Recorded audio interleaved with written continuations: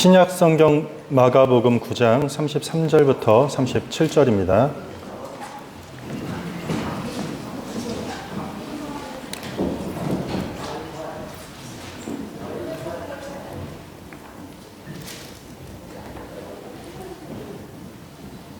마가복음 9장 33절부터입니다. 저와 여러분들이 한 절씩 교독하겠습니다.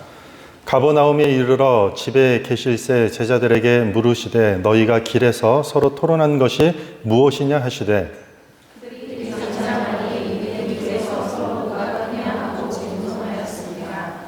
예수께서 앉으사 12 제자를 불러서 이르시되 누구든지 첫째가 되고자 하면 뭇사람의 끝이 되며 뭇사람을 섬기는 자가 되어야 하리라 하시고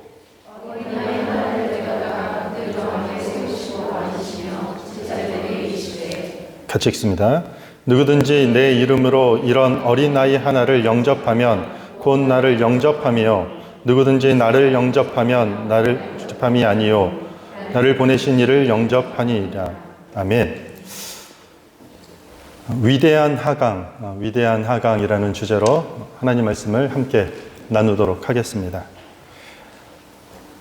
우리의 감각은요, 큰 것, 사이즈가 큰 것들이 있잖아요. 큰 것들에 대해서 비교적 매력을 크게 느끼는 경우가 참 많습니다. 캐나다에 살면서 여러분들 로키 다녀오셨습니까? 처음에 그 밴프나 제스퍼 공원 초입에 들어갈 때 첫인상이 어떻던가요? 처음 경험하는 사람이라면 그 산의 높은 크기 때문에 압도되는 그런 경험을 했을 것입니다. 두바이에 전 세계 가장 높은 빌딩이 있습니다. 부르주 할리파라는 빌딩인데요. 무려 높이가 828m나 된다고 합니다. 그런 초고층이나 아니면 중국의 만리장성 가보셨습니까? 길이가 6,300km나 됩니다. 인공위성에서도 보이죠.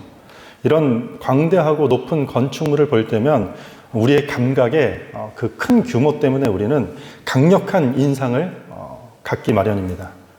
대형 극장에서 울려 퍼지는 어떤 웅장한 사운드나 아니면은 축구 경기장에서 수만 명이 함성을 지르면서 응원하는 그 소리에 우리는 짜릿한 감정이 유발되기도 하고 뭔가 모르는 어떤 그런 매력적인 그런 크기에 압도되기도 합니다.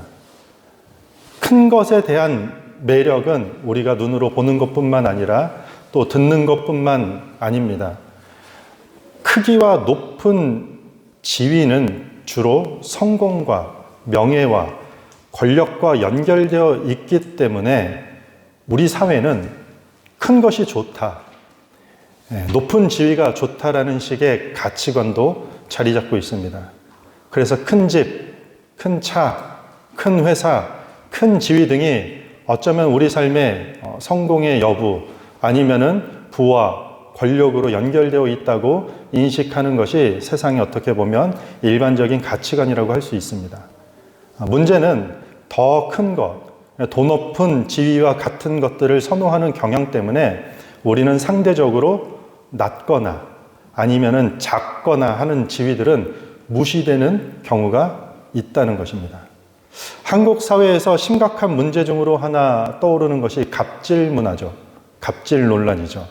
기업 회장, 때로는 정치권뿐만 아니라 요즘에는 그냥 일반 주민들한테도 아파트 경비 아저씨들이나 아니면 택배 배달 기사들을 향한 갑질이 끊이지 않고 있습니다. 사실 이런 갑질에 대한 문제는 한국에서만의 이야기도 아닙니다. 캐나다에서 몇 년 전 연방 총독이 직원들에게 폭언을 쏜다는 이유로 갑질 논란으로 결국 사임한 일도 있었습니다. 밴쿠버에서 직원들에게 갑질하는 한인 악덕업체 리스트가 있다고 정도까지 합니다. 저는 못 봤지만 있다고 합니다. 우리 사회 곳곳에 갑질 문제가 존재한다고 생각하면 됩니다. 갑질의 원인이 무엇일까요? 인간 고유의 존엄성보다는 돈이나 아니면 어떤 높은 포지션이나 아니면 더 큰 무언가를 많이 가지고 있는 것으로 사람의 지위를, 그 사람의 정체성을 판단하는 소위 황금만능주의가 우선에 있기 때문이라고 할 수 있습니다. 돈이 더 많으면 아니면 더 높은 지위에 있는 것이 마치 자신의 정체성을 큰 사람으로 크게 인정해 준다는 인식이 우리 사회에 팽배하기 때문입니다. 더 큰 것을 원하고, 더 높은 것을 원하고, 더 높은 어떤 자리를 갈망하는 것은 현대인들의 모습뿐만 아니라 예수님의 제자들에게도 있었다는 것입니다. 오늘 우리가 읽었던 본문을 보면 예수님과 제자들이 가버나움이라는 곳에 잠시 머물 때 주님께서 제자들에게 이렇게 묻습니다. 야, 너희가 조금 전에 길에서 서로 토론한 것이 무엇이냐? 이렇게 물어요. 너희가 좀 전에 그 길 위에서 서로 토론한 것이 무엇이냐고 묻습니다.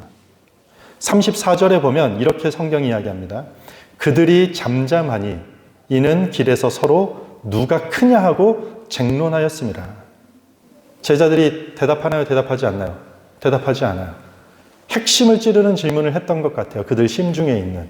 당황해서 대답도 하지 못합니다. 그런데 성경이 분명히 이야기하고 있죠. 그들이 쟁론한 이유. 여기서 쟁론이라는 것은 말싸움이라는 것이요. 다퉜다라는 이유예요. 서로 누가 크냐 하고 쟁론하였다라는 거죠. 격렬하게 싸웠다라는 것이요. 서로 누가 크냐라는 그 문제를 가지고 제자들이 다툼이 있었다라는 것이요. 키 이야기가 아니에요. 자기가 어떤 더 높은 포지션에 누가 더 훌륭하냐, 누가 더 대단하냐라는 문제로 서로 다투고 있었다라는 것이요. 사실 오늘 본문 앞에서는요, 바로 앞에서 어떤 이야기가 있냐면 예수님께서 곧 십자가에 달려서 죽으실 것이라는 순한 예고라고 할 수 있겠죠. 내가 십자가에 가서 죽을 것이라는 예고를 해요. 세 차례에 걸쳐서 하는데 마가복음에서는 9장과 10장과 11장에서 8장과 9장과 10장에서 합니다. 첫 번째, 두 번째 순한 예고가 있었고 그럼에도 불구하고 제자들이 알아듣지 못합니다. 주님이 십자가에 달려 죽으실 거라는 이야기에 제자들은 성경이 명확하게 이야기하고 있지 않지만 두 가지 반응이었을 것이에요. 하나는 뭐냐면, 야, 이러다가 지금 우리 혁명 용사로 지금 등장한 예수가 죽으면 그 뒷자리를 이어받을 사람이 누구일까? 내가 해야 되겠다. 내가 해야 되겠다. 내가 거기에 합당한 사람이다라고 싸웠을 것이에요. 아니면 주님이 죽는다라는 것을 상상하지 못했다라면 주님이 예루살렘을 정복해서 통치할 정치 권력을 필요로 할 텐데 그때 내가 좀 그 위치에 서야 되겠다. 내가 합당한 사람이다. 서로 내가 더 큰 자라고 싸웠다라는 것입니다. 누가 제일 높은 사람이냐고 다툰 것입니다. 우리가 고린도전서에 보면은 첫 번째 문제가 하나 등장합니다. 그게 뭐냐면 누가 크냐에 대한 문제입니다. 교회가 분란이 생깁니다. 파가 4개로 갈라져요. 바울이 크다라는 한 그룹, 아볼로가 크다, 아니 베드로가 크다, 아니 예수님이 크다, 4개로 쪼개져서 분란이 일어나요. 어떤 문제죠? 서로 크다라는 문제가 교회를 힘들게 했다라는 것입니다. 사람들이 가진 다툼의 속성이 여기에 많이 있다고 할 수 있는 것입니다. 내가 더 크고 내가 더 높다는 속성 때문에 우리는 다투기도 합니다. 내가 더 크다, 내가 더 높다라는 사실을 입증받으려 하기 때문에 우리는 다투기까지 한다는 것입니다.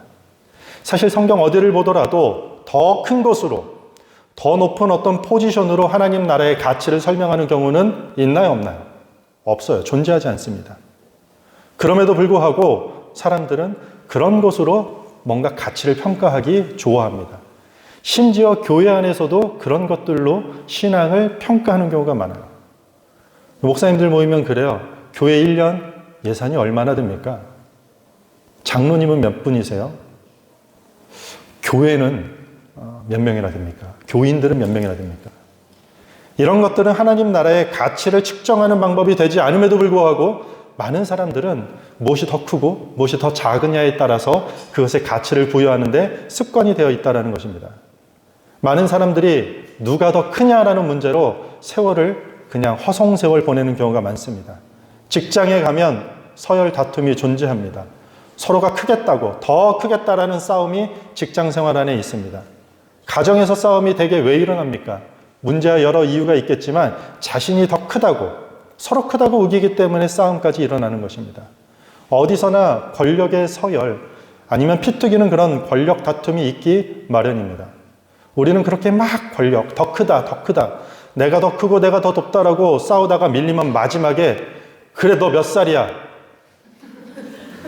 뭐 하다 나이 얘기까지 나오죠. 싸우다 마지막에 너 몇 살이야? 얼마나 초라합니까?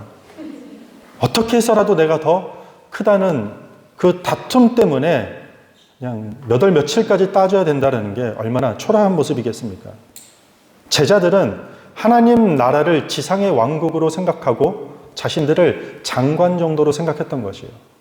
그들의 주된 관심사는 십자가가 아니라 자신의 신변이고 내가 앞으로 얻게 될 포지션에 관심이 있었다는 것이에요. 3년이라는 시간을 주님을 따랐어요. 그럼에도 불구하고 그 마지막 십자가 길을 가는 길목에서 제자들은 그리스도가 핵심이 아니었어요. 늘 관심이 자기 신상. 내가 예수 믿고 도대체 뭘 얻을 수 있을까? 내가 그동안 하나님 앞에 이렇게 헌신했는데 받을 수 있는 게 뭐가 있을까? 하나님, 그렇게 내가 오랫동안 교회 봉사도 하고 주일날 놀러 가지도 않고 예배 드리는데 이렇게 많이 헌신했는데 주님, 이것쯤은 제가 좀 자격이 되지 않겠습니까? 어쩜 지금 본문에 나오는 제자들의 모습은 우리의 모습과 별반 다르지 않다라고 할 수 있습니다. 그런 제자들을 모아놓고 주님이 다음과 같이 말씀하십니다. 35절에 보면 예수께서 앉으사 12 제자를 불러서 이르시되 누구든지 첫째가 되고자 하면 뭇사람의 끝이 되며 뭇사람을 섬기는 자가 되어야 하리라 하시고, 지금 35절을 통해서 하나님 나라의 원리를 알려주고 있어요. 세상은 첫째가 되는데 모든 걸 걸고 살아요. 그렇죠? 으뜸이 되고 최고가 되는 것에 모든 걸 걸고 사는 게 세상의 이치예요. 그래서 그것을 얻기 위해 권력을 투쟁하기도 하고 서열 투쟁까지도 하는 것이요. 그렇게 제일 앞서야 하고 높은 자리에 앉는 것이 세상의 방식이라는 것이요. 그런데 그렇게 주목받아야 하고 그렇게 자기 존재감을 드러내는 것이 첫째가 되는 것인데 하나님 나라는 다르다라고 얘기하는 것이요. 첫째가 되라는 방법을 알려주는 게 아니에요. 으뜸이 되는 것, 최고가 되는 비결, 가끔 이렇게 얘기를 하는 경우가 있는데 절대 그렇지 않습니다. 하나님 나라는 어떤 우열을 가리는 게 하나님 나라라면 여러분들 예수 믿을만 나겠습니까? 여기서 뭔가 갈라지고 하늘나라에 가서 누구는 황금집에 가고 누구는 어디 그냥 천막집에 그냥 살아야 된다라는 이런 식의 나눔을 갖는다고 하면 성경이 아니겠죠. 그렇게 가르지 않는다라는 것이요. 첫째가 되려 한다면 모든 사람들이 첫째가 되고 최고가 되고 으뜸이 되려고 하는 사람들이 많기 때문에, 심지어 예수님을 3년 동안 쫓아다닌 제자들도 그렇게 하기 때문에 다시 한번 얘기하는 것이요. 만약에 너희가 정말 첫째가 되려는 방법을 원한다면 모든 사람의 꼴찌가 되어서 섬겨야 된다라고 얘기해요. 첫째가 되는 것이 무엇인지, 그러니까 하나님 나라의 관점에서 최고가 되는 것에 대한 개념을 완전히 정반대로 뒤집고 있는 것이요. 왜냐하면 지금 시대랑도 맞지 않지만 당시에 로마 지배하에 살고 있어요. 고대 로마 사회는 어떤 사람이 으뜸이고 최고였을까요? 성격이 좋고 어떤 일을 함에 있어서 확고한 신념을 가지고 있거나 어떤 능력이 중요했을까요? 절대 그런 사회가 아니었어요. 출신과 지위가 절대적으로 중요한 시대였어요. 그러니까 지금 우리가 금수저 그러잖아요. 이때는 귀족으로 태어나지 않으면 아무것도 할 수 없었다라는 것이요. 로마 제국은 권력과 지위의 집합체예요. 로마는 그렇게 컸다라는 것이요. 많은 로마 시민들과 사람들이 집안과 가문, 그러니까 다른 사회적인 요소들을 기반으로 자신의 지위를 유지하려고 노력했었던 것이요. 신분이 너무 중요했었던 것이요. 이런 환경 속에서 최고가 되기 위해서 높은 지위가 아니라 뭐라고요? 사람들 맨 뒤에 서서 섬기는 것이란 그야말로 말도 안 되는 얘기고 급진적인 도전에 불과한다는 것이에요. 2000년 전 로마 사회를 배경으로 한 황당한 이야기일까요? 아니면 2023년을 사는 우리에게도 이런 메시지는 무슨 좋은 말을 하는 것인지는 알겠지만 전혀, 목사님, 현실과 동떨어지는 이야기입니다. 이렇게 생각하지 않을까요? 모든 사람들을 자기보다 위에 두고 그러니까 종의 역할을 하라는 것이요. 그래서 자신은 바닥까지 내려가가지고 종의 역할을 뛰어나게 감당해라 라는 얘기예요. 세상의 가치관과 180도 다른 이야기를 하고 있는 것이에요. 2000년 전뿐만 아니라 지금도 이런 가치관들은요, 우리를 불편하게 해요. 아니 어떻게 가가지고 경쟁 사회에서 경쟁에서 1등 아니 2등 최선이 안 되면 차선책이라도 찾아서 뭔가를 최고가 안 되면 해야 되는데 뭐 오히려 낮아져서 누구를 섬겨라. 맨 뒷자리로 가라. 이거는 오늘 우리가 살아가는 방식과 전혀 다른 것으로 느껴질 수 있습니다. 상대적 포지션 이론이라는 것이 있습니다. 상대적 포지션 이론. 인간은 타인의 평가나 자신의 성과를 높이기 위해 상대적인 포지션을 자꾸 비교한다는 것이에요. 다른 사람들의 평가, 다른 사람들의 어떤 성과를 높이기 위해 이 포지션을 중요시한다는 것이에요. 자신보다 더 크고 높은 지위에 있는 사람들에게 막 존경하고 따르고 수많은 팔로워들이 거기에 묶여요. 막 존경해요. 그것이 부러워서 자신도 그런 힘을 누리고 싶어서 더 크고 높은 지위를 향해 매진한다라는 이야기예요. 현대 사회가. 그런데 하나님 나라의 가치는 전혀 다른 방식이라는 것이에요. 십자가는 상향성이 아니라 하향성이에요. 복음의 권력이 아닌 탈권력을 추구하는 게 기독교 신앙의 핵심이라는 것이에요. 그래서 주님이 보시는 시각에서 첫째란, 하나님 보시기에 진정한 최고란 가장 끝에 서서 가장 좋지 않은 자리에 서서 마치 종이 되어서 섬기는 자라고 지금 가르치고 있는 것이요. 지금 이 말씀을 정확하게 설명하기 위해서 하나의 퍼포먼스를 합니다. 어린아이 하나를 데려다가 안으시면서 제자들에게 말씀하십니다. 우리 36절과 37절입니다. 여러분들이 한번 읽겠습니다. 시작.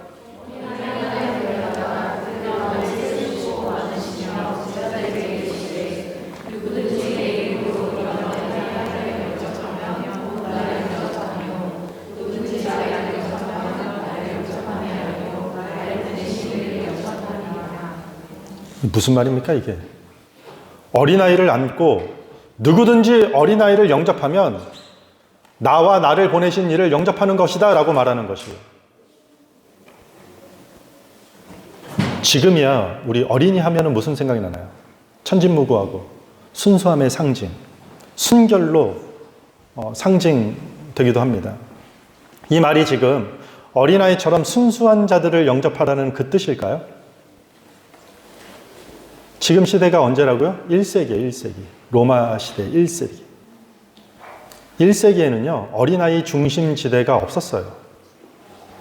아동인권이라는 단어가 있지도 않았다라는 것이요. 유엔에서 1959년에 아동인권이라는 것을 쓰기 시작했어요. 이게 거론되면서 확장돼서 오늘날 우리가 어린이의 인권, 아동의 어떤 교육, 이런 걸 이야기하죠. 채 100년도 되지 않았다라는 것이요. 당시에는 아동인권뿐만 아니라 여자를 비롯해 어린아이들은 사람 취급도 받지 못한 시대였던 것이요. 오죽하면 아람어로 어린아이라는 단어가 노예, 종이라는 단어와 동일한 단어를 사용했을 정도라는 것입니다. 근데 지금 예수님께서 어린아이를 품에 안고 말씀하시는 것이요. 그 시대에서 훌륭한 스승이, 훌륭한 지도자가 갑자기 어린아이를 가르침 가운데 데리고 온다라는 것은 좀 낯선 풍경이고 좋지 않은 풍경이에요. 그래서 다른 성경에 보면 이런 장면이 나오죠. 예수님께서 어린아이가 내게 오는 것을 금하지 말라.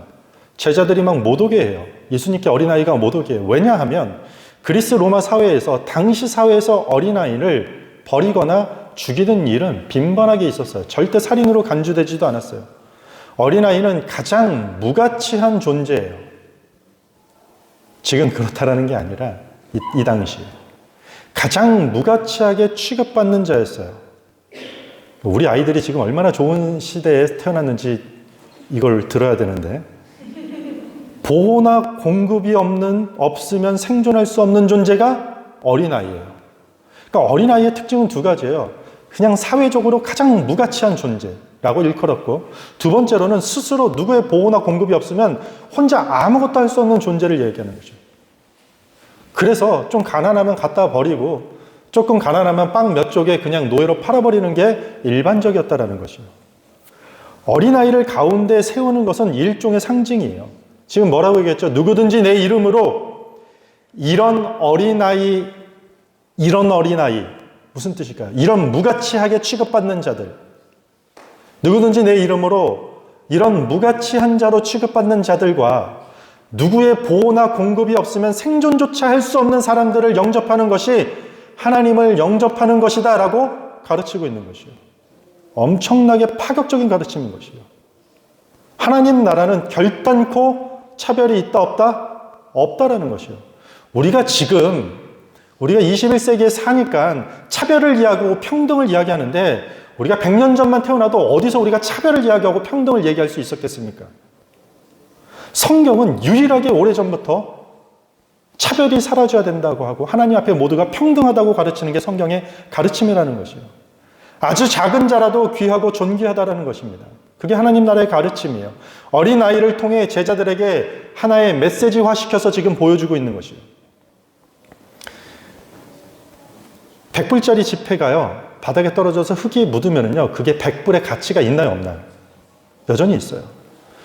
똑같은 100불짜리를 우리가 깨끗이 닦아가지고 다리미로 막 다려요. 저 어릴 때 저희 어머님은 헌금하실 때 헌금하실 돈을 막 다리미로 다리셨거든요. 그 마음과 정성은 이해하겠지만 제가 그거 다린다고 10,000원이 20,000원 되냐고. 다리미로 다려도 깨끗한 돈도 결국 100불의 가치라는 것이요. 설령 그 100불짜리가 찢어졌다 할지라도 그냥 테이프로 다시 붙이면 여전히 100불의 가치가 있다라는 것이요. 우리 그리스도인들이 이와 같아요. 세상과 정반대로 부르심을 받았어요. 우리는요, 하나님의 자녀라고 얘기하고 있어요. 마태복음 5장에 보면 너희는 세상의 빛이라, 소금이라, 너희는 하나님의 백성이 되려고 노력해라. 빛이 되려고, 소금이 되려고 고행을 쌓고 업보를 감당하고 헌금을 많이 하고 봉사를 많이 해라. 이런 얘기가 성경에 있나요? 없다라는 것이요. 처음부터 그냥 하나님은 우리를 향해 너희는 하나님의 자녀다라고 얘기하는 것이요. 로얄 패밀리가 됐다라고 얘기하는 것이요. 우리 존재 자체가 하나님의 자녀예요. 우리는 더 높아질 수가 있다 없다? 없어요. 하나님의 자녀로서 더 높아질 게 없어요. 다림질로 좀 한다고 더 나아질 필요는 없어요. 그냥 하나님의 자녀라는 것이요. 더 낮아질 수도 없어요. 하나님의 자녀이기 때문에. 높아져도 하나님의 자녀고 낮아져도 하나님의 자녀예요.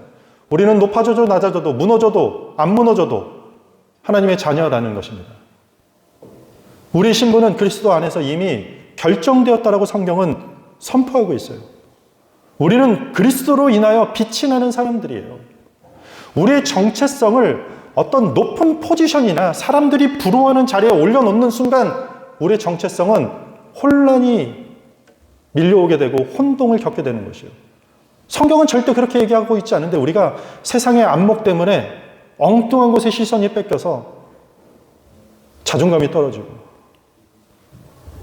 연봉이 좀 줄어들면 무슨 인생이 다 끝난 것 같이 힘들어하게 되고 남들이 다 원하는 것들 이루면서 합격하고 승승장구하는 모습을 보면 마치 그것들로 다 모든 걸 잃은 사람들처럼 산다라는 것이죠. 누가 세상의 것들로 여러분들을 자랑한다면, 더 크고 높은 것들을 가지고 와서 자랑한다면 그냥 한번 웃고 끝내면 되는 것이에요.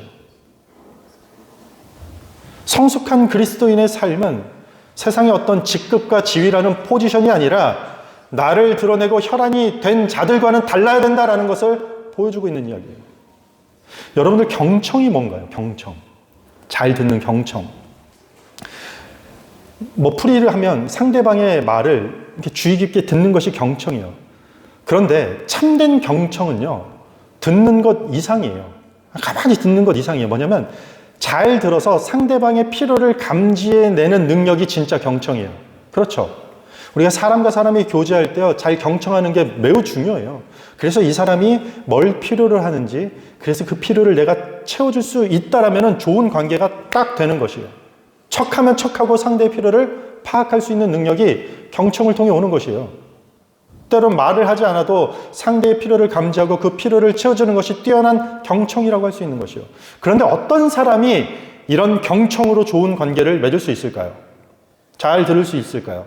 잘 듣고 그 사람의 필요를 채워줄 수 있고, 이 사람이 무엇 때문에 어려워하고 무엇 때문에 지금 기뻐하고 감사하는지 분별할 수 있을까요? 더 섬기는 사람이에요. 상대를 더 배려하고 상대를 나보다 더 높게 평가하는 사람이에요. 그런데 반대로 내가 더 높고 더 크다고 여기는 사람들은 경청 능력이 떨어져요. 상대의 필요를 알기는커녕 상대방이 하는 말도 못 알아듣고 어떤 현상이 일어나죠? 자기 생각, 자기 주장만 계속 말하다가 관계가 막혀요. 결국 다투다가 갈라져요. 이 근본적인 원인이 뭘까요? 조금 더 섬기려는 마음이 없기 때문이라는 것이요. 그리스도인은 높은 곳이 아닌 낮은 곳으로 가는 사람들이에요. 누가 그 낮은 곳으로 가겠습니까? 깊은 영성이 받쳐줘야 거기 내려갈 수 있다는 것이요. 그 깊은 영성을 뭐라고 얘기하나요? 사람을 경쟁의 대상이 아니라 사랑의 대상으로 섬기는 사람이에요. 깊은 영성이 물론 기도 10시간씩 하고 하는 것도 깊은 영성이겠지만 현실적인 영성은요, 삶 속에서요 그대로 녹아내리는 게 실제 영성이라는 것이에요. 사람을 경쟁 상대로 보지 않고 어떤 포지션으로 사람을 평가하지 않고 섬김의 대상, 사랑의 대상으로 바라보고 실천하는 사람, 그 사람이 깊은 영성의 사람이라는 것이에요. 불필요한 크기 싸움으로 에너지 낭비할 필요가 없다는 것이에요. 우리는 세상을 닮는 것이 아니라 그리스도를 닮아가는 자들이라는 것이에요. 사무엘상에 보면은요, 사울 왕이 등장합니다.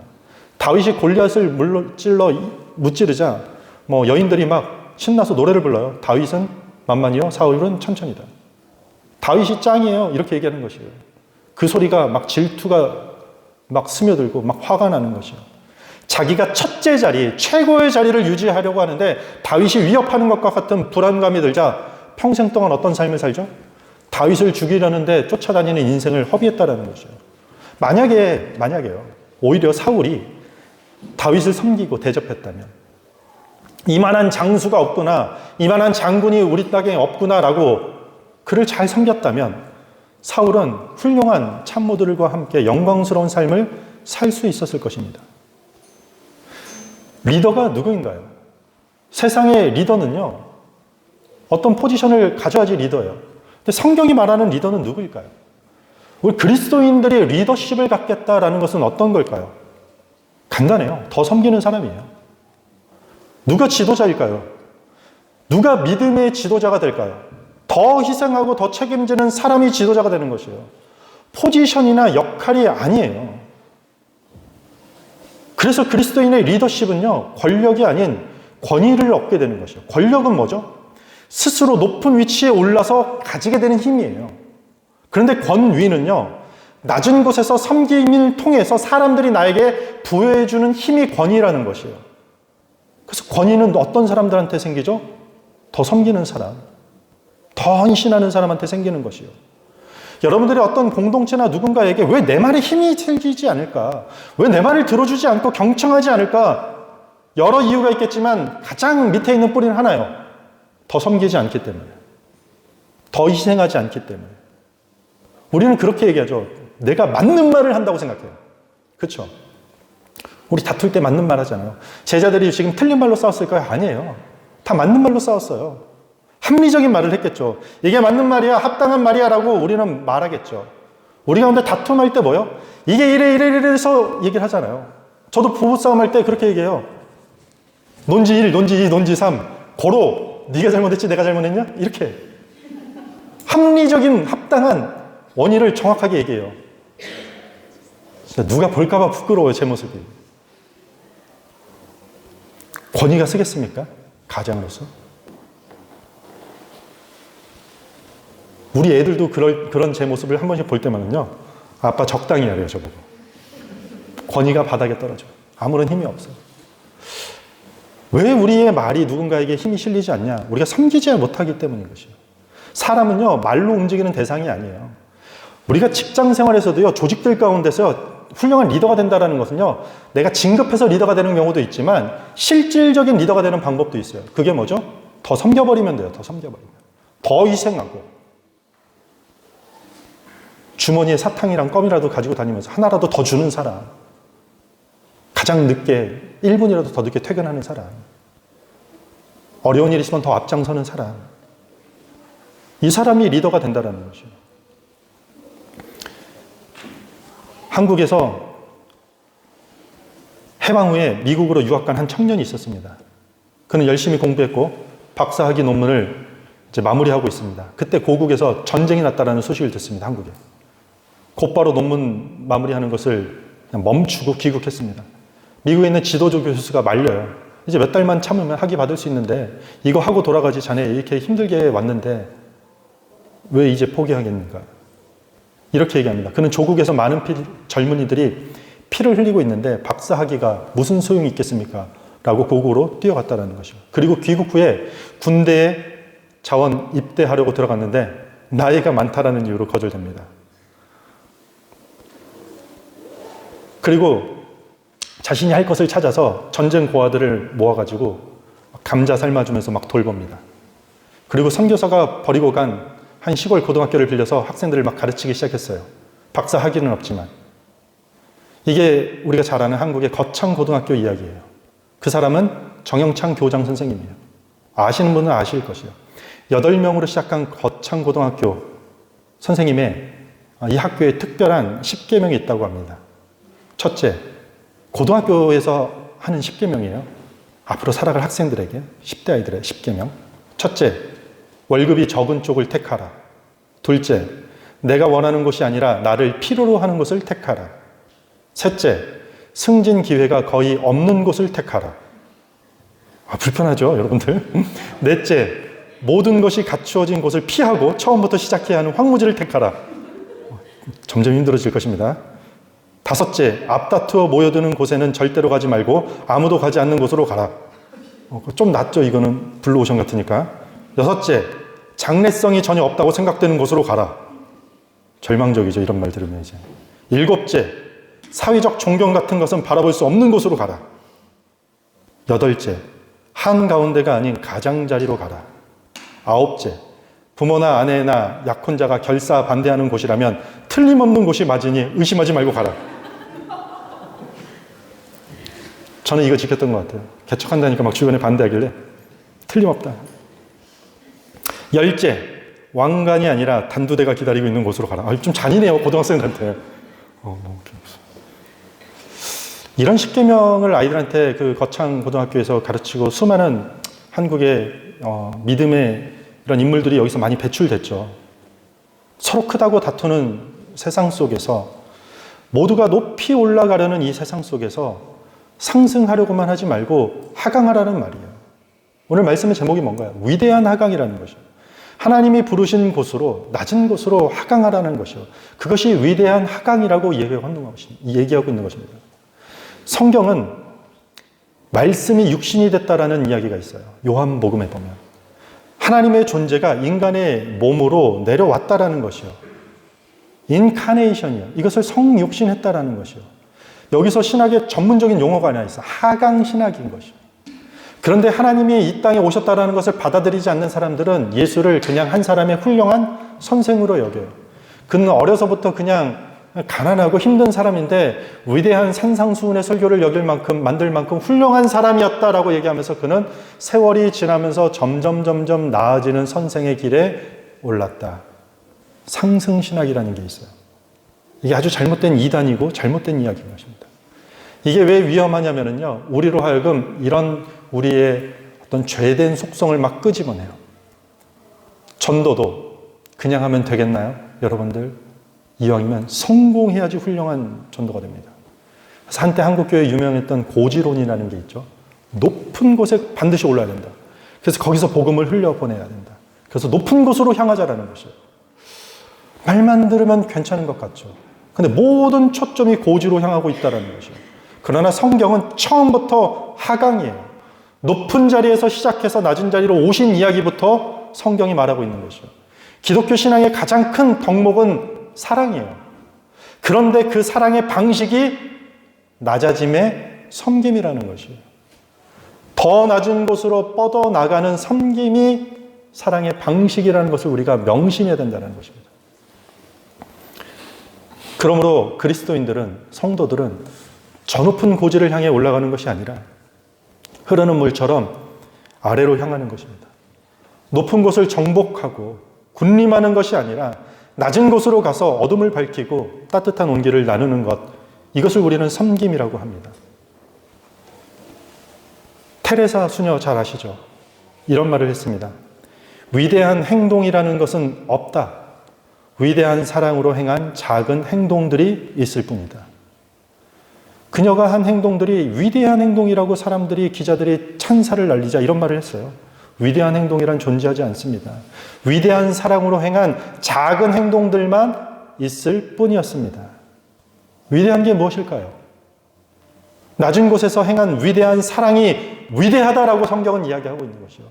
너희가 으뜸이 되고자 하느냐, 최고가 되고자 하느냐, 가장 낮은 곳, 가장 연약한 곳, 가장 무가치한 사람이 살고 있는 곳, 내가 아니면, 아니 저 사람도 아니면, 아니 누구도 돌보지 않는, 그 사람의 도움이 없으면, 하나님 아니면 아무도 돌아보지 않는 그런 사람과 환경 속으로 들어가서 그 위대한 사랑을 실천해내는 것이 가장 위대한 사랑이고 위대한 하강이라고 성경이 말하고 있다는 것입니다. 프랑스의 루이 14세는 우리가 잘 아는 유명한 명언이 있죠. 짐이 국가다. 내가 곧 국가다.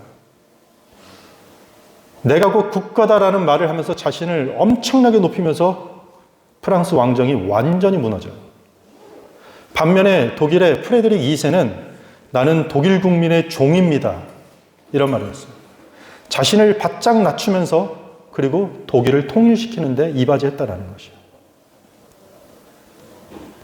낮은 자리에서 섬기는 게 으뜸이라는 법칙은요, 성경만 이야기하는 것이 아니라 세상에서 우리가 살아갈 때 실제로 경험할 수 있고 은혜를 느낄 수 있는 원리라는 것이에요. 오늘 주님은 이 말씀을 통해서 우리에게 권면하고 있습니다. 우리 자신을 높이지 말고 우리 자신을 낮추어서 이런 어린 아이 하나를 영접하라고 이야기하고 있는 것입니다. 말씀을 정리하겠습니다. 그렇다면 우리에게 이런 어린아이 하나가 누구일까요? 저에게, 여러분들 각자에게 이런 어린아이 하나가 누구인가요? 나보다 작아서 나에게 아무런 가치를 줄 수 없는 사람, 나보다 돈이 없어서 경제적 가치가 나에게 아무것도 없는 사람, 나보다 사회성이 떨어졌기 때문에 나와 관계 맺을 가치가 없는 사람, 나보다 어떤 지식이 없어서 고상한 대화를 나눌 가치가 없는 사람. 우리가 다 갖췄나요? 아니에요. 그런데 내가 갖춘 거에 비해서 좀 덜 가진 사람들이 있다니까요. 근데 우리는 그것을 공유할 가치가 없다고 거꾸로 생각하고 있다는 것이죠. 그런데 성경은 뭐래요? 우리 같은 사람들 때문에 이렇게 무가치하고 소외받는 자 한 사람을 영접하라라고 이야기하고 있는 것입니다. 그것이 가장 우리 삶의 위대한 일이라고 성경은 말하고 있습니다. 신앙의 본질은 자신을 낮추면서까지 남을 섬기면서 그 사랑을 전하는 것입니다. 어쩜 오늘 본문 내용은요, 해석하는데 어려운 내용도 없고요, 특별하게 무슨 우리 삶에 기발한 인사이트를 주는 내용도 없습니다. 하지만 우리 신앙의 가장 중심이 되는 구조 틀, 우리가 지난 7주 동안 죄에 대해서 이야기했잖아요. 그렇게 죄를 이제 떨쳐내고 하나님 앞에 이제 나아가겠다라고 고백하는 사람들의 신앙의 가장 큰 틀이 뭐여야 되겠냐는 것이죠. 그러니 이제 높은 곳을 향해서 뛰어가자라는 게 성경의 지향점이 아니라는 것이죠. 자신을 낮추면서까지 남을 섬기시길 바랍니다. 이것이 진정한 그리스도의 제자들이 가야 할 길이고 따라야 할 길입니다. 낮은 곳으로 향하신 하나님의 은혜가 아니면 안 되는 곳이 분명히 있습니다. 그런 분들 있잖아요. 아휴, 나 아니면, 에이, 이런 분들 있잖아요. 바로 그분들이에요. 지금 생각나는. 그래, 내가 한번 뻗어주지 않으면, 내가 좀 져주지 않으면 누가 져줄까? 그런 사람들을 향해 영접하고 대접하고 섬길 때 주님이 뭐라고요? 나를 영접한 것이라고 믿겠다라는 것입니다. 그 위대한 사랑, 그렇게 위대한 하강을 하시는 성도와 교회가 되기를 주님의 이름으로 축복합니다. 우리 다 같이 자리에 서서 찬양하겠습니다.